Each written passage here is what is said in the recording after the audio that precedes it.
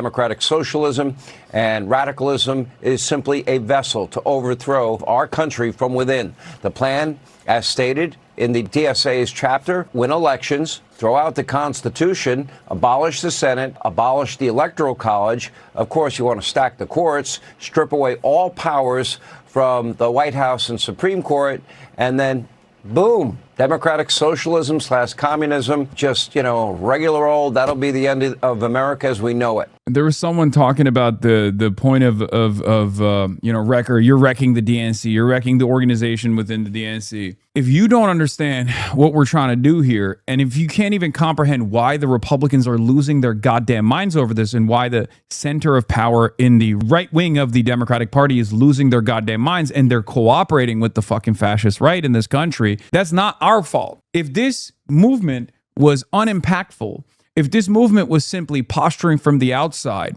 and offering constant critique instead of trying to do something to make this change, then yes, this wouldn't be happening right now. I've been saying the same things for a decade now. Why am I getting constant round-the-clock coverage from Fox News? Okay, there have been moments that I've been featured on Fox News, but never to this degree. Why? Why is it that only now are many of the organs of propaganda on the mainstream right and the mainstream center right, from CNN, CBS, and Fox News, why are they coming after me as aggressively as they can? Because they're not coming after me. They're coming after all of us. I'm just a figurehead. Even if I don't choose that moniker myself, even if I disavow that, it doesn't matter. That's the way they're presenting it. They're not talking about me when they say this stuff. They're talking about anyone that wants to progress in this country, anyone that wants to pull back the Overton window closer to the left, anyone that wants to fight for healthcare, anyone that is even capable or invested in criticizing Donald Trump. That is what they choose, what they want to destroy. That's their goal. And if you can't comprehend it, I don't know what to tell you. That is their goal, though. Their goal isn't to just section off different aspects of the left and offer a critical lens. Their goal is not to make the Democratic Party more competitive. You can't be stupid enough to believe that, right? Do you genuinely believe that? Do you think that these guys are actually invested in making the Democratic Party a strong Democratic Party by cutting off their left movement, their left flank? The Republicans, you think the same Republicans that have been calling Nancy Pelosi a communist for the last 2 decades, all of a sudden now are making that distinction between Nancy Pelosi and people like myself? Where is that coming from, you think? You think Fox News cares about having a strong Democratic Party? Or do you think they're actively trying to foment discontent within the left by targeting the base? By picking, DSA, its platform, it's too radical. Someone like myself saying that I'm too radical, I'm too crazy. Now, you can vote your way into socialism, but you can't vote your way out of it. Sounds extreme? Yeah, because it is. And don't forget, democratic socialists, they don't love this country. One of their core leaders, Hasan Piker, said America deserved 9/11, this in the 25th anniversary year of 9/11/01. And now, in his podcast, he proudly displays a framed newspaper. Take a look at this from 9/12/01, showing the Twin Towers on fire. Take a look. Also, you might have noticed some changes behind me. I finally framed the Cutie Cinderella newspaper from 9/11, the morning of 9/12, the newspaper right there, the newspaper that covered 9/11. It's now officially sitting behind me, and I moved the North Korean poster. Recently, the college Democrats invited Piker to speak at their annual convention. He showed up dressed like a Chinese dictator and delivered a hate-filled rant against all of his political enemies, including Israel, Donald Trump, and other Democrats. The speech was kind of insane, so insane that the University of Kansas Democrats, they actually got up and walked out, later condemning. This didn't happen, but I like that they're making shit up. They are merging different groups that are not a part of this organization. They're saying like, oh, Kansas Democrats actually got mad. Oh, young Democrats got mad. These are not the same organizations. But of course, Fox News lies about everything. They lie when ICE guns down another American citizen or someone with a legal permanent residency in the country. Why would you think that they're being honest in this moment, right? They lie about everything. So the question I have for the dummies that still refuse to comprehend what's going on, They lie about everything. Why would they be truthful about this? They hate you, even if you are a liberal. Even if you're a liberal Democrat and you're like, oh, I just want like moderate changes to take place at a reasonable pace. They make no distinction between you. They make no distinction between you and I. There will come a moment where you will have to pick a side. That incrementalism is not going to save you. It's not. It's not going to save you at all. Piker's extremism in a statement. Of course, Piker, well, wasn't just dressed like Chairman Mao for fun. He actually reveres one of, well, history's most evil and murderous dictators ever to exist on this planet. Take a look. They clipped me talking about Mao Zedong up by a cop who thought I was like making fun of Mao Zedong, which I never would and never will. Mao Zedong is one of the great leaders of this world, okay? A man who changed the entire universe, the entire planet. He did. He changed the trajectory of history. He is the founding father of the People's Republic of China. Mao Zedong gets the same level of credit that the founding fathers do for America. Now, tens of millions of Chinese citizens. It's true. Facts. Here, post this clip too, Sean. Why won't Sean Hannity have me on to discuss this stuff? He said he was supposed to, and instead he chose not to have me on and talk about me instead. It's very interesting. What are you afraid of, Sean? We can discourse back and forth on this issue, whatever issue you want to talk about.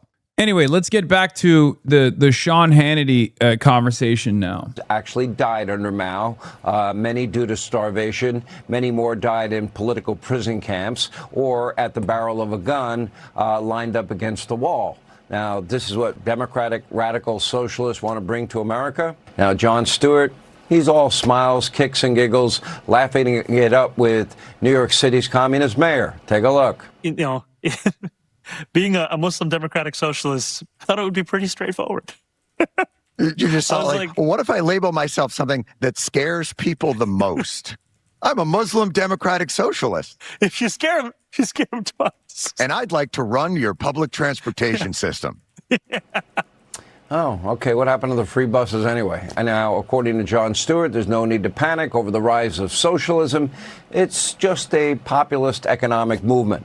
Apparently, Jon Stewart is thinking that the left doesn't actually support the radical policies stated in the DSA's own charter. Take a look. We're in that same place now where all these new ideas, suddenly the Democrats, oh, these democratic socialists, they're crazy. And you're like, well, but that generally their crazy ideas aren't where the energy is. The energy isn't around like, we shouldn't have prisons or borders. The energy is around a belief that they're economic populism. And when you call it socialism, I think it's a misnomer. Like in the same way that if you call Social Security socialism, that's kind of a misnomer. It's about strengthening a safety net for a country that has suffered too long overvaluing capital and money and undervaluing labor and work. Now, the energy is about open borders, defund, dismantle, no bail laws, reimagine the police.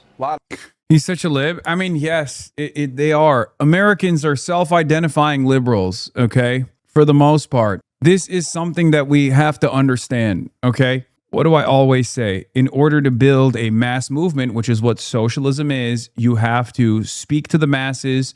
You have to speak to the struggles of the masses. You have to speak the language of the masses, and you have to go to where the masses are. Okay? That's it. And after almost a century of liberal monoculture, liberal capitalist dominance, of course, a lot of people are self-identifying liberals. And yes, someone like Jon Stewart is very much a social democrat, a liberal who still finds the moniker, the identifier of socialism to be far too radical or dangerous or whatever. So these are baby steps that they need to take, reformist baby steps that I think a lot of orthodox Marxists consider to be dangerous, because from their perspective, this is like the Bernstein revisionism that initially destroyed the international left, the socialist or the communist movements all around Western Europe. What they fail to recognize is that the situation has changed. Industry has advanced. The productive forces in the West do not look the same any longer. Okay, so our tactics have to change as well, especially in a country like the United States of America, where we have to penetrate collective consciousness And we have to rip apart the previous setbacks born out of a century of Red Scare propaganda, born out of a necessity for capital to dominate the masses, to make the masses forget that they are a part of the working class. This is the first step. It's not the last step. If it stops here, then that's a problem. We do not want simple, modest reforms. We want to change the entire system. But you have to understand, it's not bad enough for people to come to terms with their class position. Contradictions worsen. Contradictions are as bad as they have ever been in the last 50 to 60 years. It's nowhere, but it's not as bad as it was in the 20s. Technological advancements, the sedentary element of social media and all of the treats that we can consume that are at our disposal. These are things that make people feel as though their lives have materially improved. And in some respects, they have. If you were to look back at the 60s, for example, the luxury items that we have, the average worker, and the luxury items that they are capable receiving, that they're capable of holding on to, are the exact opposite. Now we look at housing as a luxury, but at the same time, we can fly around the world. You can get a little bit of disposable income if you're lucky enough, if you've saved enough to go and fly anywhere around the world.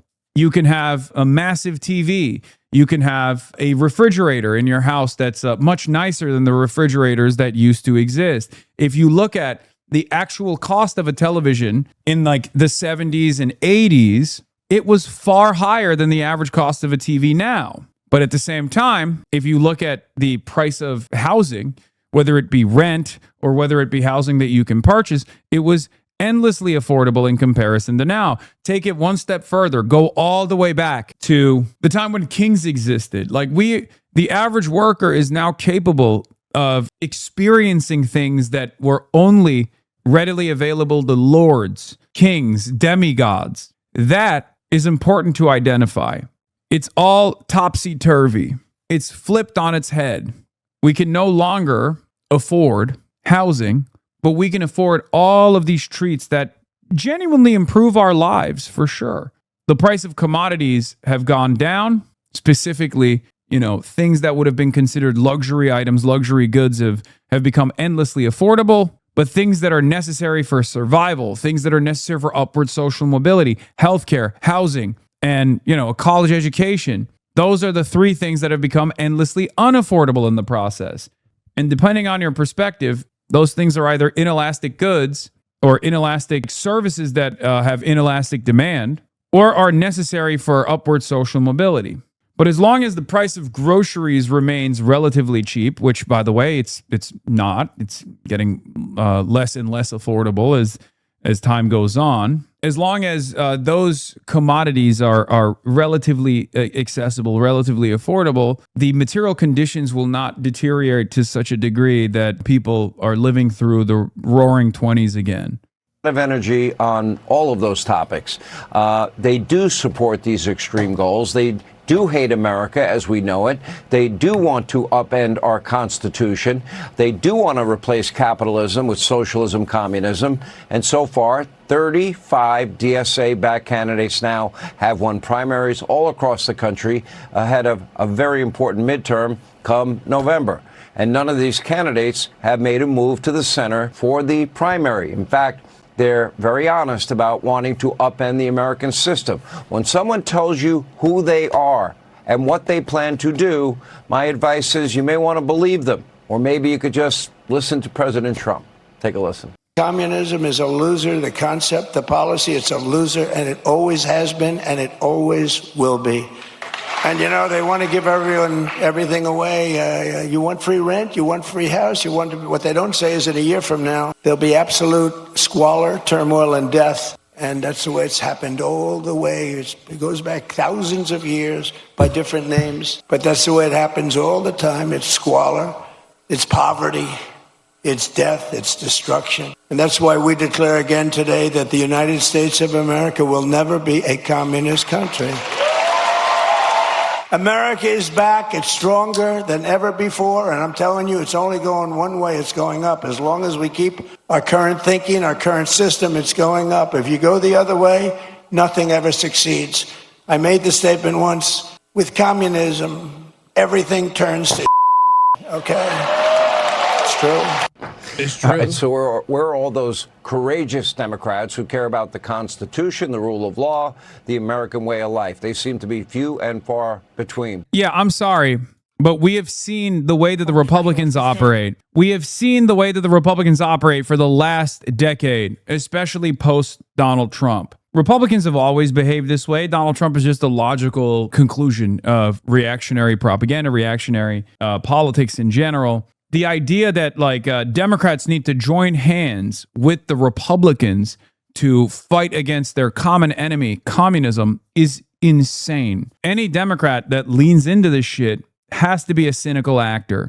They have to be, because it's very clear that these people have no respect for the Constitution. They have no respect for improving people's lives. They have no interest in improving people's lives. They are genuinely using the last vestiges of this once powerful country to steal as much of the productive resources, the productive output, and your money as they possibly can to enrich themselves, the pedophilic Epstein class, and their close associates and their fail sons.